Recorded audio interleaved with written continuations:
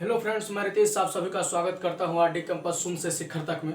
Friends, जैसे कि मैंने बताया था कि मेरा आरआरबी एनटीपीसी और ग्रुप डी के सेशन को लेकर मैथ्स का सेशन अभी चल रहा है और एक एक चैप्टर में करवाऊंगा जो आरआरबी एनटीपीसी और ग्रुप डी के एग्जाम में इंपॉर्टेंट है। पूरे चैप्टर को मैं करवाऊंगा, पूरे मैथ्स के टॉपिक को ही क्लियर करवाऊंगा। साथ ही ये कंप्लीट होते ही आपको रीजनिंग के टॉपिक भी एक एक करके मैं चैप्टर क्लियर करवाऊंगा। फ्रेंड्स, आज जो मैं टॉपिक लेके आया हूँ, चैप्टर जो है आज का वो रेशियो है, यानी कि अनुपात और समानुपात। इससे पहले percentage, loss and profit, LCM HCF, simplification, division, ये सारे चैप्टर कंप्लीट हो गया है। आपको इस वीडियो के नीचे डिस्क्रिप्शन लिंक मिलेगा और हाँ, एक बात ध्यान रखेंगे, व्हाट्सअप नंबर भी मिलेगा जहां से आप कभी भी किसी भी तरह की चैप्टर से या किसी भी तरह के क्वेश्चन किसी भी पब्लिकेशन से आप टेस्ट देते हैं। यदि आपको प्रॉब्लम होता है तो आप जरूर हमें उस क्वेश्चन को उस व्हाट्सएप पर मैसेज करें।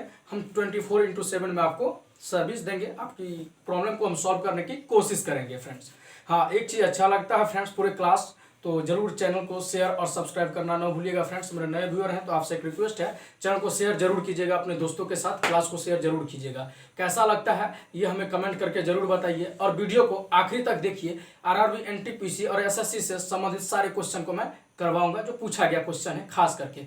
लास्ट तक वीडियो देखिएगा। ये पहला क्वेश्चन देखते हैं क्या लिखा हुआ है।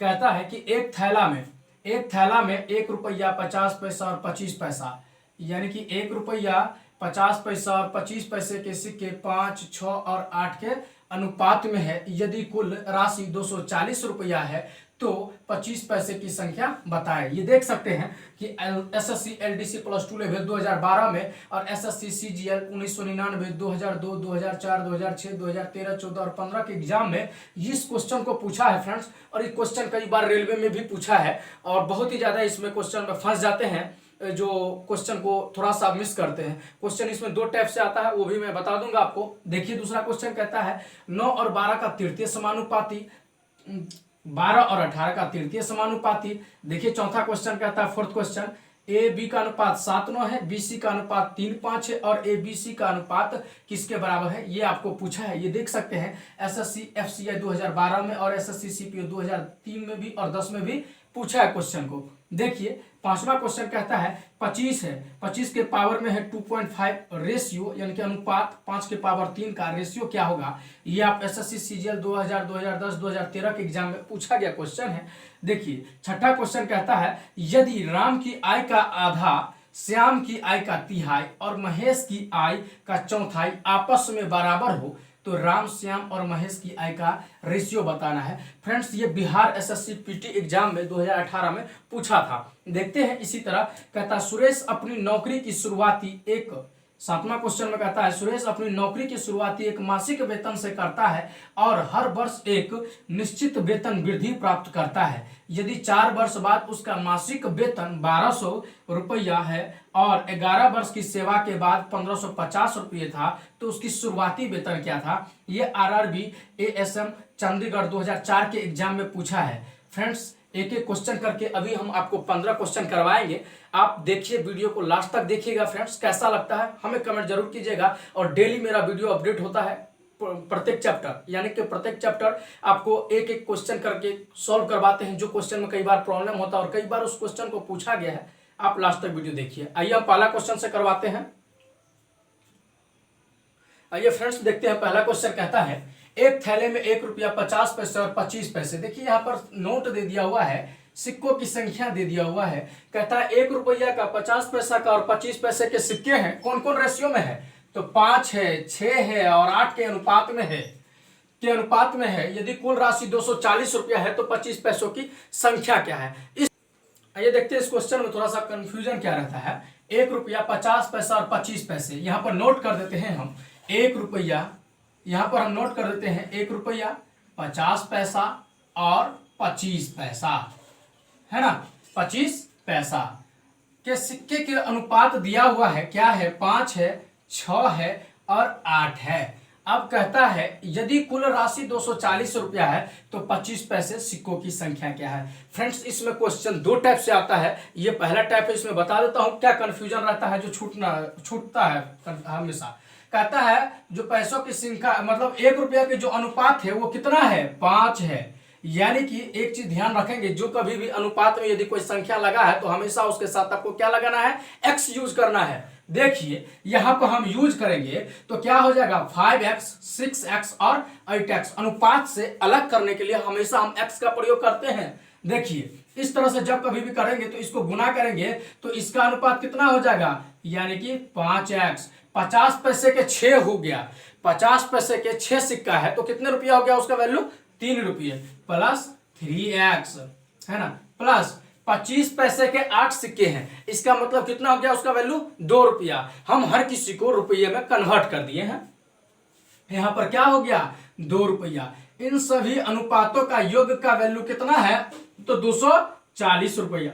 अब आप जोड़ सकते हैं, 5 और 3 8 और 2 10, यानी कि 10x इक्वल टू 240 रुपया, है ना। तो यदि इसको 0 से 0 कैंसिल कर देते हैं तो हम कह सकते हैं x इक्वल टू कितना हो गया 24। अब आपसे पूछा है कि 25 पैसों की संख्या क्या है, तो आपने देखा है कि 25 पैसे का जो अनुपात है वो आपको कितना है, तो यहां पर देख सकते हैं, यानी कि 25 पैसे के कितना है 2x है, रुपया में तो 2x है, लेकिन यदि सिक्कों की संख्या पूछा है अनुपात में तो 8x है, तो 8 को 24 से गुना कर देंगे तो 2 8 16 8 3 24 192, यानी कि आपसे पूछा जाता इसका वैल्यू कितना होगा, तो कितना हो जाता 192। और सिक्कों की संख्या पूछा जाता तो 24 दूना 48, 25 पैसे की सिक्कों की संख्या होती। आइए इसी तरह हम दूसरा क्वेश्चन देखते हैं।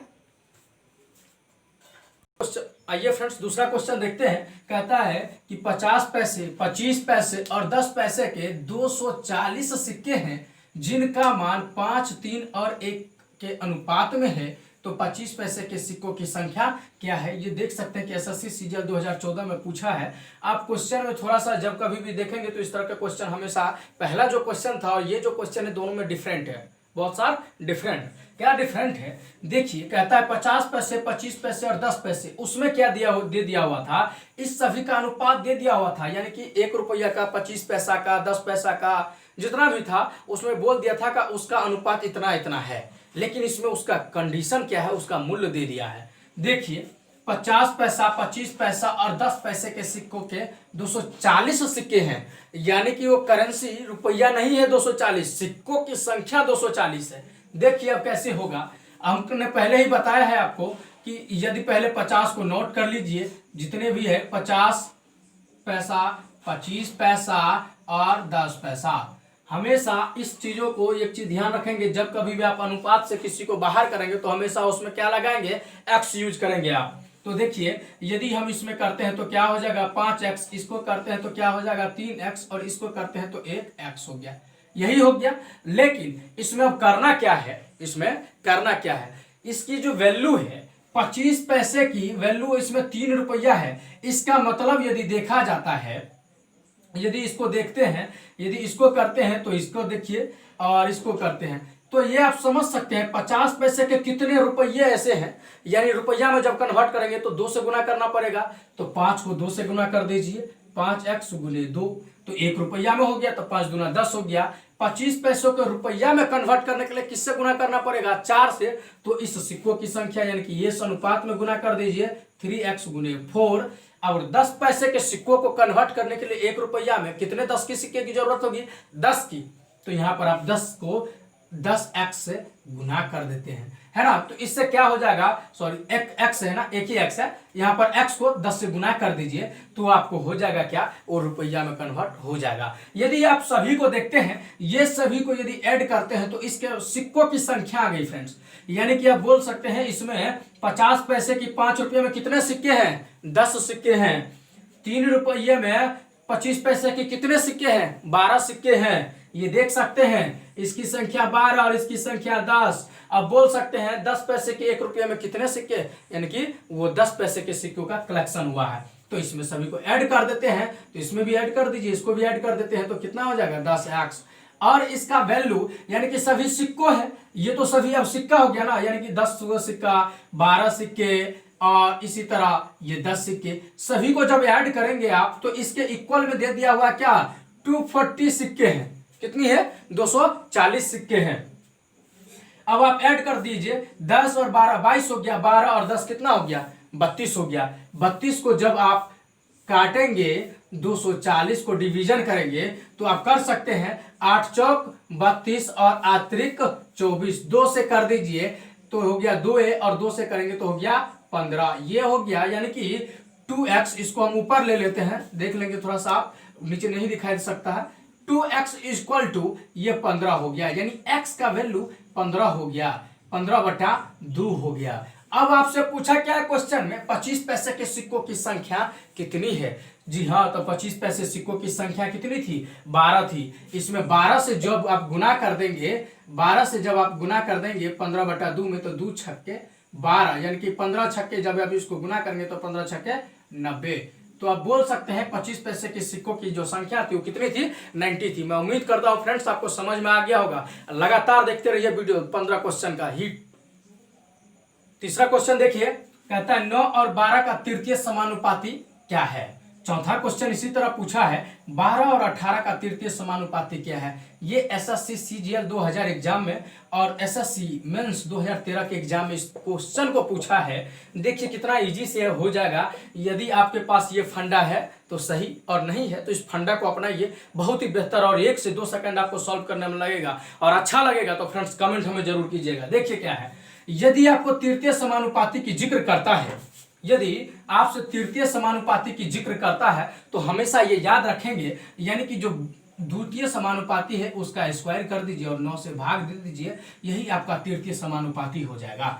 इसी तरह देखिए 18 को 18 से गुना कर दीजिए और 12 से भाग दे दीजिए, तृतीय समानुपाती हो जाएगा। आइए हम इसका रिजल्ट देखते हैं, फिर हम अनुपात पर भी आपको बताएंगे। रुके रहिए आप। 3 तिया 9 और 3 से काटेंगे तो 4 हो गया, तो फिर 3 से काटेंगे तो कितना हो गया? 4, यानी कि इसका जो हो जाएगा कितना हो जाएगा? 16 हो जाएगा आंसर। ठीक है, इसका आंसर क्या हो जाता? 16 हो जाता तृतीय समानुपाती। दूसरा देखिए, इस क्वेश्चन में चौथा जो दिया हुआ है 12 और 18 का तृतीय समानुपाती मांगा है, यानी कि थर्ड प्रोपोर्शनल मांगता है, तब आपको क्या करना है, यानी कि सेकंड वाले का स्क्वायर कर करके पहले वाले से भाग दे दीजिए। 2 छक यानी 6 से भाग देते हैं तो 6 दूना 12 और 6 त्रिक 18, और 2 से जब इसको काटेंगे तो 9 हो गया, 9 तिया 27। इसका आंसर हो गया आपको 27। जी हाँ, आप देख सकते हैं कि 1 सेकंड में सॉल्व हो गया है। आइए इस पर हम रेशियो दिखाते हैं आपको, बने रहिए। देखिए आपसे जब कभी भी इस तरह के क्वेश्चन पूछता है तो ये मैंने ट्रिक दिया है कि इसका स्क्वायर कर दीजिए, और यानी कि बी का स्क्वायर और पहले वाले से भाग दीजिए, तृतीय समानुपाती निकल आएगा, है ना। अब देखिए इसी में यदि आपको इसी तरह का क्वेश्चन चौथा भी दिया हुआ था, यानी कि 12 और 18 का तृतीय समानुपाती क्या होगा, तो इसका मतलब इसमें 18 में क्या करें, 18 का स्क्वायर कर दे और 12 से भाग दे देंगे, आपको आंसर दे देगा। लेकिन इस तरह के क्वेश्चन को सॉल्व कर किया जाता है, जैसे कई बेसिक, कई फंडामेंटल और कई बुक में इस तरह के आपको सॉल्यूशन देखने को मिलेगा। क्या हो सकता है, देखिए 9 और 12 का तृतीय समानुपाती पूछा है ना, तो आपको तो तृतीय पता नहीं है ना, तो मान लीजिए कि तृतीय सी होगा, डी होगा, कुछ भी एक्स मान लीजिए आप। 9/12 इक्वल टू 12/x कर दीजिए, बिल्कुल वही आ जाएगा।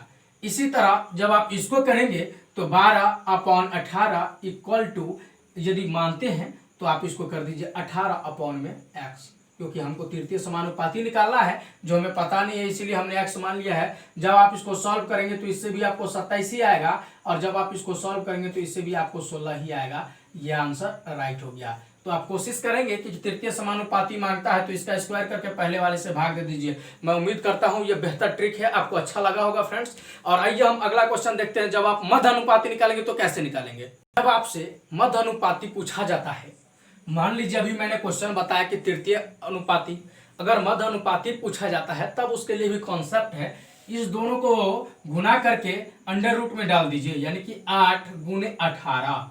अब आप गुना करेंगे, अंडर रूट हो गया। अब जब आप निकालेंगे मध्य अनुपाती का, ये कंडीशन है मध्य अनुपाती का, जब निकालेंगे तो कितना हो जाएगा, 18 कितना होता है 144, यानी कि रूट के अंदर हो गया 144। अब आप जानते हैं कि 100 रूट यानी कि 144 किसका वर्गमूल होता है, तो 12 का होता है। तो ये आंसर क्या हो गया, इसका मध्य अनुपाती 12 हो गया। इस तरह के क्वेश्चन आरआरबी अजमेर एएसएम 2001 के एग्जाम में पूछा गया था। आइए अगला क्वेश्चन हम देखते हैं इस तरह से। आइए क्वेश्चन 6ठा नंबर करवाते हैं, देखते हैं। कहता है एक आदमी अपने काम पर प्रारंभ में एक निश्चित मासिक वेतन पर नियुक्ति हुआ और एक निश्चित वेतन प्रति वर्ष अर्जित करता है। 6 वर्ष के बाद उसका वेतन 1600 रुपये और 12 वर्ष के बाद उसका वेतन 1900 रुपये है, तो उसका आरंभिक वेतन क्या था, ये आपको बताना है। ये आप देख सकते हैं आरआरबी अजमेर 2004 में ड्राइवर के एग्जाम में पूछा है और आरआरबी चंडीगढ़ 2004 ही एएसएम के एग्जाम में पूछा है। क्वेश्चन कितना बेहतर है देख सकते हैं। आपको अभी सॉल्व करने में 1 मिनट लगेगा, बस आप आइडिया समझ जाइए। अभी क्वेश्चन में देखिए क्या कहता है। अब आप समझ सकते हैं कि 6 वर्ष में उसका वेतन 1600 रुपये था, है ना। 6 वर्ष में उसका वेतन 1600 रुपये था और 12 वर्ष में उसका वेतन 1900 रुपये है। यही कहता है फ्रेंड्स क्वेश्चन में ही, अकॉर्डिंग टू क्वेश्चन। इसका मतलब यह है कि यदि देखा जाए कि 6 वर्ष के यदि डिफरेंट है तो इसका मतलब है 6 वर्ष के डिफरेंट में कितना रुपये का इंक्रीमेंट हुआ है, तो 3 रुपये का इंक्रीमेंट हुआ है 6 वर्ष में, है ना।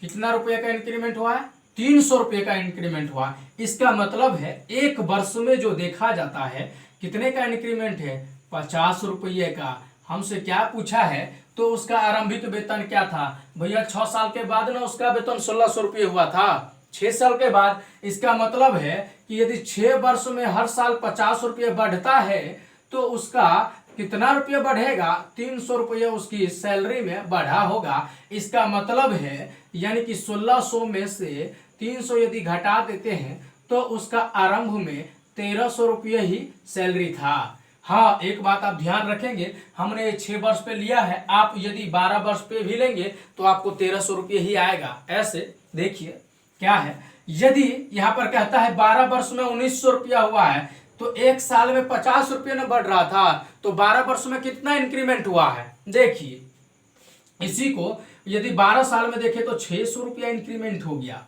50 रुपये के दर से। इसका मतलब है जो 1900 रुपये था इसमें से यदि 600 रुपये हम लेस कर देते हैं तो उसमें भी क्या था, 1300 रुपये ही उसका प्रारंभ में वेतन मिल रहा था उसको। आइए हम क्वेश्चन दिखाते हैं। अच्छा लगा होगा फ्रेंड्स, कमेंट जरूर कीजिएगा हमें।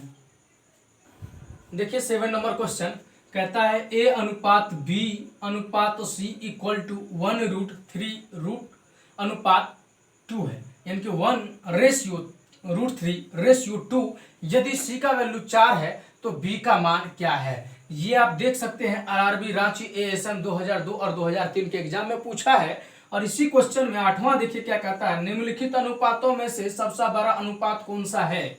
ये आप देख सकते हैं कि 7:15 पहला ऑप्शन दिया है, दूसरा ऑप्शन 15:23 दिया है और चौथा ऑप्शन दिया है 17:25 और चौथा ऑप्शन दिया है यानी कि 21:29। ये आरआरबी कोलकाता 2009 में, आरआरबी एनटीपीसी 2016 में और आरआरसी हाजीपुर ग्रुप डी 2014 के एग्जाम में पूछा है। कितना बेसिक क्वेश्चन है और इतना बेहतर से है कि 1 सेकंड में झट से निकल जाएगा क्वेश्चन। देखिए पहला 7वां नंबर क्वेश्चन को सॉल्व करते हैं। देखिए क्वेश्चन में दिया जो डाटा है पहले उसको समझना है कि आखिर क्या कहता है। यह कहता है कि C का मान 4 है, बिल्कुल, लेकिन हमारे पास जो क्वेश्चन है अकॉर्डिंग टू सॉल्यूशन यानी कि A अनुपात B अनुपात C इक्वल टू 1/3/2 यानी कि 1/√3/2 है, यानी कि 2 के बराबर क्या कहता है, जो 2 है वो क्या है, 4 है। जो 2 है वो 4 है। तो हमसे पूछा क्या है, √3 का वैल्यू यानी कि B तो अनुपात इसी के लिए है ना, √3 का ही है। तो इसका मतलब है यदि 2 दुगुना है C से, यानी C का जो वैल्यू है वो 4 दिया हुआ है जबकि है यहाँ पर 2 है, तो इसका मतलब इस कंडीशन में लाने के लिए B को भी यदि 2 गुना कर दे तो इसका मतलब हो जाएगा √3 इसका आंसर।